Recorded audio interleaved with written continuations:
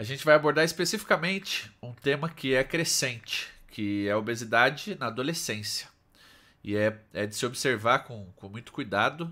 Por isso que eu trouxe dois profissionais de qualidade para a gente se informar, ajudar. Então já compartilhem, já deixa aquele like monstro aí na live. Depois compartilhem com quem você acha que é necessidade. Um pai, uma mãe, o próprio adolescente, uma criança que quer aprender sobre isso, uma criança que você vê que ela já é mais gordinha, então às vezes é interessante ela ouvir, né? Esse é um podcast informativo, com qualidade, com profissionais. Então eu fico muito feliz de fazer isso aqui para vocês. Então vamos falar sobre esse tema, Dr. Stack e Bora. Filinares. O que vocês prepararam aí pra gente? Vamos lá. Cara, há 2 semanas atrás, eu dei uma aula para uma liga acadêmica justamente falando a respeito de obesidade, mas Olha, no conceito global, né, não focado tá. nesse público criança e adolescente, né? A gente tem algumas particularidades quando lida com esse tipo de público, porque uma criança ela não tem autonomia para comprar o que ela vai comer, né? Então, a maior parte do erro alimentar, ele está desde a introdução alimentar, mas é perpetuado pelos pais ou por quem está favorecendo esse quadro quando ele vai se desenvolvendo.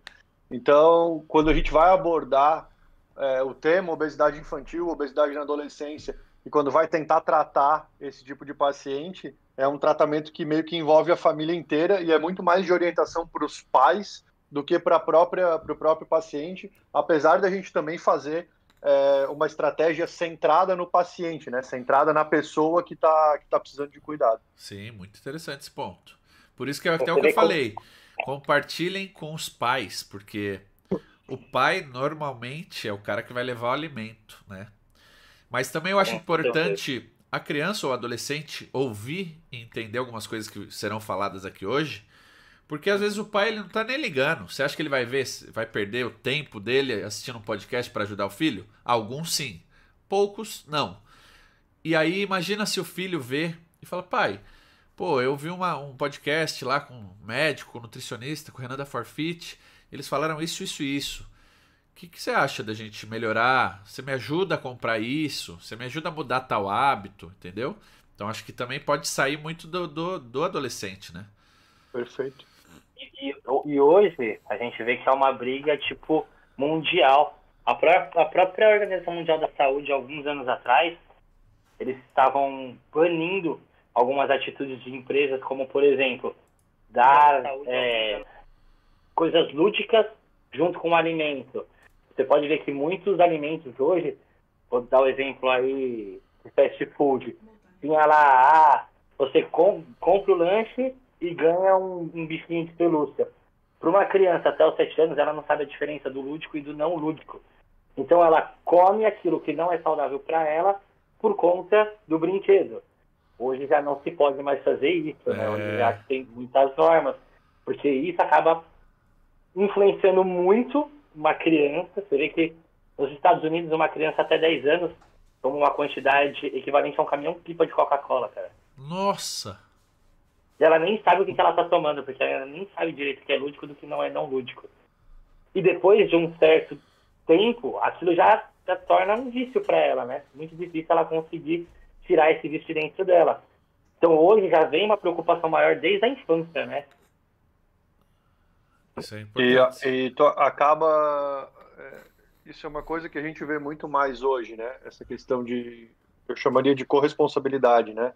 A gente sabe que no processo de obesidade tem o envolvimento de fator genético, epigenético, cultural, fator ambiental, e isso não é necessariamente a culpa do indivíduo, né? E quando a gente fala de criança, a gente tem muito negócio do bullying, né? E hoje em dia tem, cara, muita criança sobrepeso que acaba sofrendo com preconceito, seja em ambiente de colégio, entre amigos e tudo mais, e acaba sendo culpabilizada por uma coisa que não necessariamente é culpa dela, né? Onde tem todos esses fatores envolvidos e tem também a questão da criança não ter autonomia para ela escolher o que ela está comendo, que é o que, nesse caso do que a gente está falando, é um belíssimo de um problema. Com certeza. E isso que você tocou é o principal, né? A epigenética, que é o que a gente bate muito na tecla. A epigenética, o que que é? É os hábitos alimentares, os hábitos familiares, das pessoas que nos cercam. Isso conta mais do que a própria genética. Por quê? Porque acaba, se você vive 24 horas com uma pessoa, com um pai, com mãe, com amigos, e essas pessoas influenciam nos seus hábitos alimentares, no seu estilo de vida. Então, se seus pais já são mais sedentários, você tende a ser mais sedentário.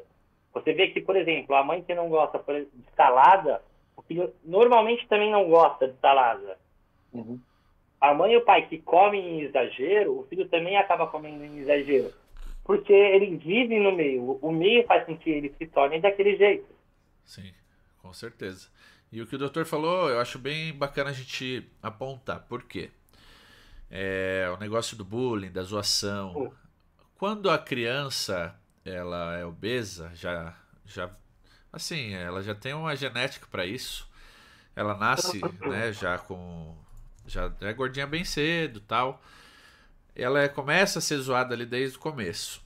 E um grande problema também é quando ela é magrinha, ela vem engordando pelos hábitos, pelo que vai acontecendo ali no estilo de vida. E com 11, 12, 13, ela acaba engordando muito e ali vira algo social forte, porque já é um momento ali de relacionamentos, né? As crianças ela se sente mais isolada, ela não quer aparecer, ela não quer ir numa piscina, isso começa muita parte mental ser trabalhada, que por isso que esse é um dos assuntos bem delicados, né? Então, a gente tentar ajudar o máximo dessas pessoas. E principalmente falar um pouco também, depois eu vou falar um pouco da parte mental, o quanto isso tem que ser trabalhado junto, né? Principalmente para uma criança e para um adolescente, porque não é apenas o cara seguir o que todos falam aí, fazer uma dieta restrita, fazer não sei o quê. Aqui é um trabalho muito mais específico, muito diferente. Então eu pensei da gente começar a colocar alguns tópicos. Então eu tenho algumas ideias, eu imagino que os dois tenham também. Então, por exemplo, Fih, o que você colocaria como um primeiro tópico para a gente debater, que seria importante para um adolescente ouvir, para um pai ouvir, para começar essa mudança? Bom, vamos lá. Na minha opinião, primeiro de tudo, a conscientização. Até os 18 anos de idade, a gente sabe que as células de gordura, elas sofrem mitose e meiose, ou elas aumentam a quantidade delas. Após isso, raramente você vai sofrer essa mitose e meiose. Normalmente elas crescem de tamanho, mas não aumentam tanto de quantidade. Então, quando você é uma criança obesa, um adolescente obeso, se torna muito mais difícil você se tornar um adulto magro. Por isso que essa responsabilidade na infância e na adolescência é muito grande, para que a gente consiga manter esse percentual de gordura dentro de uma casa normal. Aí muitas pessoas vão me perguntar assim, Fih, tá, e a pessoa que já está acima, tem como controlar? Claro que tem. Você vai fazer uma dieta tão restrita quanto um adulto? Não, você tem que levar em consideração que uma criança ela está em fase de desenvolvimento e crescimento, então ela já tem um gasto calórico maior.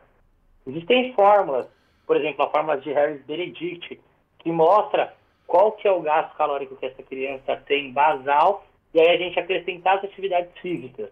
Hoje, em dia, vou falar como educador físico que eu sou também. Uma parte muito importante é a atividade física. E quando eu falo atividade física, é de um modo geral. Não só a musculação, não só a academia, mas os esportes coletivos, os esportes que vão trazer ele para o meio da sociedade também. Então, jogar no futebol, uma luta, qualquer esporte que faça ele ter um gasto calórico. Por quê? Principalmente pós-pandemia, o pessoal está só em casa, sem atividade física nenhuma. Na nossa época, a gente praticava atividade física brincando. Ia jogar taco na rua, ia jogar bola na rua, fazia várias coisas onde você tinha um gasto calórico, várias atividades. Hoje não, a criança fica no computador, fica em casa, muitos ainda não voltaram para as aulas, estão voltando agora. Então, tem um gasto calórico baixíssimo. E isso influencia muito, tanto no desenvolvimento motor, porque você tem um processo pedagógico quando você pratica uma atividade física, você tem o que a gente chama de arco reflexo, que é, quando você vai fazer qualquer outra atividade, você tem uma lembrança da que você fez e consegue ter um motor melhor. Isso influencia muito para tudo na vida, né? Então, eu acredito que você tem que realmente balancear a sua dieta, mas numa certa idade, infantil e adolescência, a atividade física é um dos pontos cruciais, sem sombra de dúvida. Muito bom. Realmente, pontuando isso que o Fih falou, atividade era um dos tópicos que eu ia colocar, então muito interessante. Com certeza tem que ter uma atividade. E o grande ponto é, a maioria dos nossos seguidores, eles são os caras que amam, né, a musculação e ver os atletas, bodybuilders, fisiculturistas, galera da maromba e tal. Mas não é só isso. Então você aí que está assistindo e fala, pô, nunca fiz musculação, eu não gosto tanto, não tem problema, tudo no seu tempo. Até você entrar numa academia, ou ter a idade para isso, seu pai liberar, seu pai deixar, e você ter um acompanhamento, ache uma atividade. Isso que o Fih falou é muito essencial.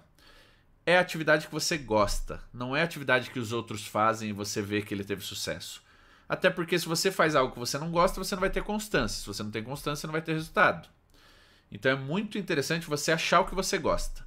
Eu, na minha adolescência, eu fiz judô, eu fiz natação, eu fui passando por diversos esportes e eu me encontrei, por exemplo, no taekwondo.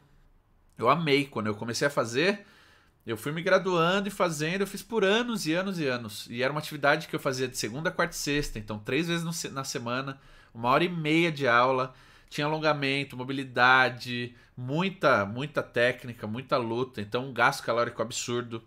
Isso me ajudou demais, entendeu? Então, se você gosta de qualquer arte marcial, se você gosta de dança, se você gosta de pilates, se você gosta do que for, velho, faça uma atividade regular. Não adianta nada você fazer uma atividade uma vez na semana, ou às vezes, quando você achar que deve. Não é, doutor? O que você acha? Perfeito, cara. Não, perfeito. É até uma fala nossa no consultório, né? Não só para criança, mas também para adulto, do cara que é sedentário, que está no ambiente de sobrepeso, obesidade, e precisa mudar isso. Cara, qualquer coisa que fizer para aumentar o gasto calórico vai ser bem-vinda no momento que o cara quer sair do sedentarismo. Então, se não é um hábito praticar nada, qualquer coisa que ele fizer com regularidade vai colaborar, né? Vai ser positivo. Ah, não é a melhor opção para mudança de composição corporal? Isso é uma outra história e acaba ficando de uma forma completamente secundária, né? A gente está falando muito mais de saúde e a gente sabe que o sedentarismo ele é considerado hoje um fator de risco para o desenvolvimento de muitas doenças, independente da pessoa ser obesa ou não. E aí, quando o cara é obeso, associado com o sedentarismo associado, eu pioro muito mais um quadro ali que já não é nada favorável. Total. O que também não quer dizer que a criança com 13, 14 anos não possa fazer musculação. Exatamente. Você pode fazer musculação com qualquer idade. Até porque dentro de uma musculação você consegue controlar carga, movimento, tudo. O que acontece é muitas academias barram uma criança menor de 13, 14 anos de treinar por conta de não ter uma estrutura para estar orientando uma criança. Eu, por exemplo, comecei a treinar musculação com 13 anos de idade. Eu entrei na musculação por causa do futebol. Eu jogava bola, como eu sempre fui muito magro, o meu preparador físico falou, você tem que desenvolver, aumentar sua massa muscular, e com 13 anos eu já fui para musculação. Gente, é mito falar que a musculação vai inibir você de crescer, pelo amor de Deus. Com certeza, porque é isso que eu falei, não é... Isso é a maioria que eu falei, a maioria da galera que gosta e tal, ele pode, claro, e deve, né, se ele gosta da musculação. O que eu quis dizer apenas é que quem às vezes fala, pô, não sei se eu vou gostar disso, ou não gosto, não tem problema. Ache uma atividade que você goste, é isso que eu quis dizer. Agora, se você gosta, manda bala. Chega no seu pai, na sua mãe, fala, ó, eu gostaria de fazer, me leva lá, vamos conhecer, vamos conversar com um profissional da área, vamos ver o que eu posso fazer, se tem alguém que pode me instruir lá com qualidade, né? Isso faz total diferença e quem faz musculação desde cedo, corretamente, nossa, vai ter um desenvolvimento muito bom, né?